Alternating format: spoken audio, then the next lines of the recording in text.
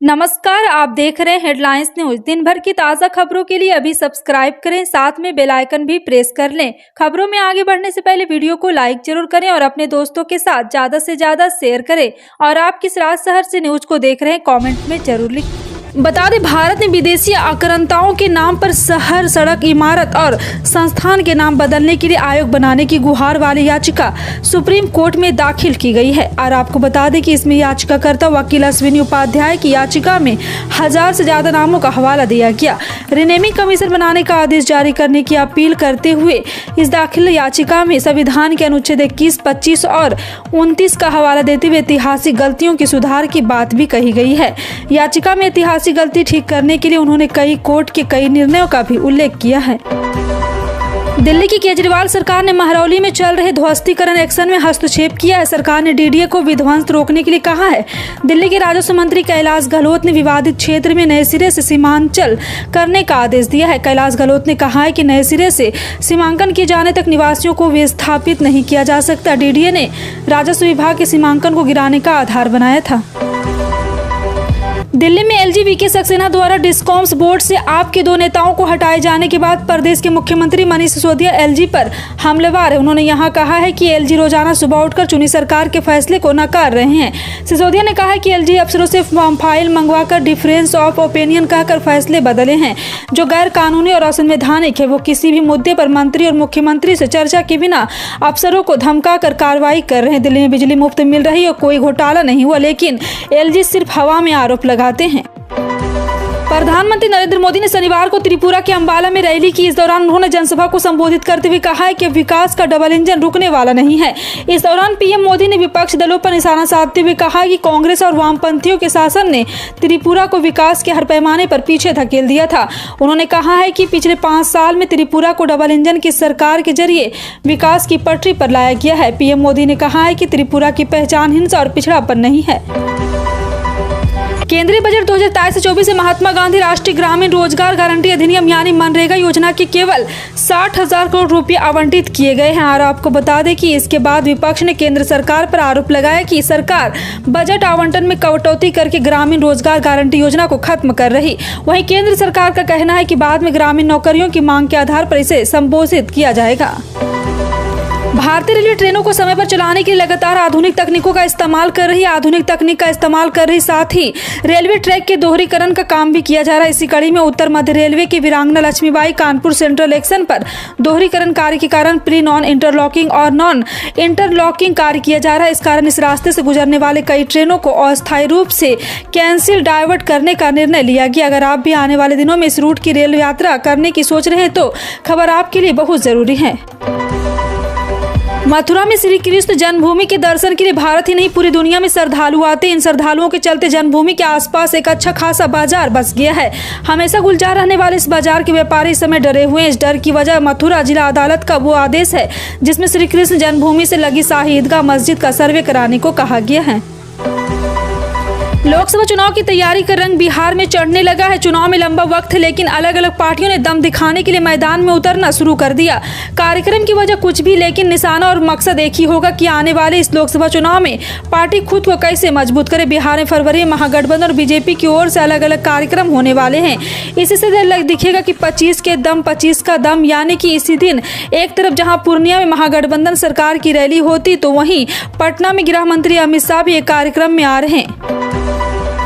हरियाणा के मुख्यमंत्री मनोहर लाल खट्टर का फर्जी डेथ सर्टिफिकेट वायरल हो रहा है। जी हां, आपको बता दें कि मनोहर लाल खट्टर का वायरल होने का मामला सामने आया है, जिसकी वजह से उत्तर प्रदेश से लेकर हरियाणा तक खलबली मची हुई है।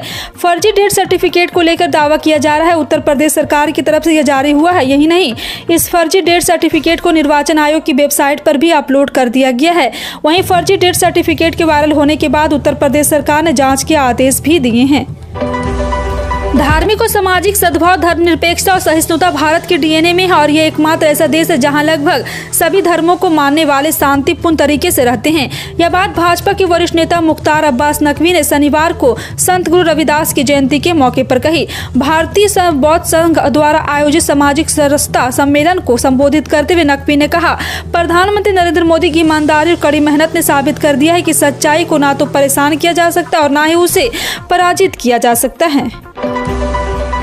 नए टैक्स रिजीम में निवेश पर छूट की व्यवस्था का प्रावधान नहीं जैसे पुराने टैक्स व्यवस्था में है, जिसे लेकर सरकार की लगातार आलोचना हो रही है कि नए टैक्स रिजीम में सरकार लोगों को भविष्य के लिए निवेश बचत के लिए प्रेरित नहीं कर रही। जब वित्त मंत्री निर्मला सीतारमण से ये सवाल किया गया तो उन्होंने सरकार को टैक्स पेयर्स के सेविंग और खपत की क्षमता को कम कर नहीं आंकना चाहिए। नए टैक्स रिजीम में टैक्स पेयर का ज्यादा अधिकार दिए गए और वो तो तय कर सकेगा कि बचे हुए पैसे से वो क्या करना चाहता है। भारत अपनी जरूरत का करीब 85% कच्चा तेल आयात करता है और दुनिया में सबसे ज्यादा क्रूड इंपोर्ट करने के मामले में तीसरे नंबर पर है। हाल ही में भारत के लिए रूस तेल का सबसे बड़ा सप्लायर बनकर उभरा है। हाल ही के महीनों में वहां से रोजाना 10 लाख बैरल से ज्यादा कच्चे तेल का आयात हो रहा था। इससे ट्रेंडिंग कंपनियों की चांदी हो रही है। S&P ग्लोबल की यूनिट प्लाट्स के मुताबिक रूस से भारत का तथा कच्चा तेल लाने में इन कंपनियों को प्रति बैरल $20 से अधिक का मार्जिन मिल रहा है। कर्नाटक विधानसभा चुनाव इस साल अप्रैल मई में होने हैं। ऐसे में कांग्रेस, जेडीएस समेत बीजेपी जोर शोर से प्रचार करने में जुटी है। वहीं कांग्रेस कर्नाटक की सत्ता से बीजेपी को बाहर करने के लिए पूरा दमखम लगा रही। आने वाले दिनों में कांग्रेस के पूर्व अध्यक्ष राहुल गांधी कर्नाटक आने वाले। ऐसे में कर्नाटक कांग्रेस प्रभारी रणदीप सिंह सुरजेवाला पार्टी को एकजुट करने में लगे। सुरजेवाला में मिरर नाउ की संवाददाता ने खास बातचीत की। इसमें कर्नाटक कांग्रेस प्रभारी रणदीप सिंह सुरजेवाला ने खुलासा किया है कि भारतीय राष्ट्रीय कांग्रेस आगामी विधानसभा चुनाव के लिए जेडीएस के साथ गठबंधन नहीं करेगी। बॉर्डर गवास्कर टेस्ट सीरीज से पहले मैच में भारत ने ऑस्ट्रेलिया को पारी और 132 रन से हरा दिया। इस जीत के साथ ही टीम ने सीरीज 1-0 की बढ़त बना ली। मुकाबले में पहले नागपुर टेस्ट मैच के पिच को लेकर खूब बवाल हुआ था। वहीं जीत के बाद टीम इंडिया के कप्तान रोहित ने कहा है कि पिच में कोई खराबी नहीं थी क्योंकि स्पिन के मददगार उपमहाद्वीपीय विकेट पर सफलता हासिल करने के लिए योजना के अनुसार खेलना महत्वपूर्ण होता है, न कि मददगार पिच की है। Jammu and Kashmir board of state education ने जम्मू कश्मीर बोर्ड परीक्षा की डेट शीट जारी कर दी। बोर्ड ने कक्षा 10 और कक्षा 11 और कक्षा 12 के लिए डेट शीट जारी की है। और आपको बता दें कि बोर्ड परीक्षा में शामिल करने वाले हैं वो ऑफिशियल वेबसाइट jkboc.nic.in पर जाकर अपनी डेट शीट जारी कर सकते हैं। और आपको बता दें कि डेट शीट के अनुसार बोर्ड 10वीं परीक्षा 9 मार्च से शुरू होकर 5 अप्रैल तक चलेगी। वहीं 11वीं की परीक्षा 6 मार्च से शुरू होकर 19 अप्रैल 2023 तक चलेगी और 12वीं की परीक्षा 8 मार्च से 2 अप्रैल तक चलेगी। नीचे परीक्षा का शेड्यूल भी दिया जा रहा है। एक्सिस बैंक में फिक्स डिपॉजिट कराने पर अब आपको ज्यादा ब्याज मिलेगा। दरअसल बैंक ने 2 करोड़ रुपए से कम की एफडी पर मिलने वाले ब्याज में बढ़ोतरी की है। अब एक्सिस बैंक में एफडी कराने पर 3.50 से लेकर 7.26% तक का ब्याज मिलेगा। एक्सिस बैंक के ऑफिशियल वेबसाइट के मुताबिक एफडी पर नई ब्याज दरें 11 फरवरी से लागू होगी। एक्सिस बैंक ने ये अनाउंसमेंट आरबीआई के रेपो रेट में बढ़ोतरी करने के बाद की। आरबीआई ने बुधवार को रेपो रेट में 25 बेसिस पॉइंट की बढ़ोतरी की। इसके साथ ही अब रेपो रेट 6.25% से बढ़कर 6.5% हो गई है। उत्तराखंड में पेपर लीक मामले में सख्त नकल विरोधी कानून का अध्यादेश जारी किया गया है। राज्यपाल ने लेफ्टिनेंट जनरल गुरमीत सिंह ने शुक्रवार को उत्तराखंड प्रतियोगी परीक्षा अध्यादेश 2023 पर मुहर लगा दी है। सरकार को उम्मीद है कि इससे आगे घटनाओं में कमी आएगी। इस कानून के तहत अगर कोई प्रिंटिंग प्रेस, कोचिंग इंस्टीट्यूट या मैनेजमेंट सिस्टम नकल कराने के दोषी पाए जाते हैं तो उसे उम्र कैद की सजा हो सकती है। साथ ही उसे 10 करोड़ रुपए जुर्माना भी भरना पड़ेगा। एशिया के सबसे बड़े एयर शो एयर इंडिया 13 से 17 फरवरी के बीच बेंगलुरु के यलहंका एयरफोर्स स्टेशन पर होने वाला है। ऐसे में एयर शो एरो इंडिया 2023 की रिहर्सल चल रही है।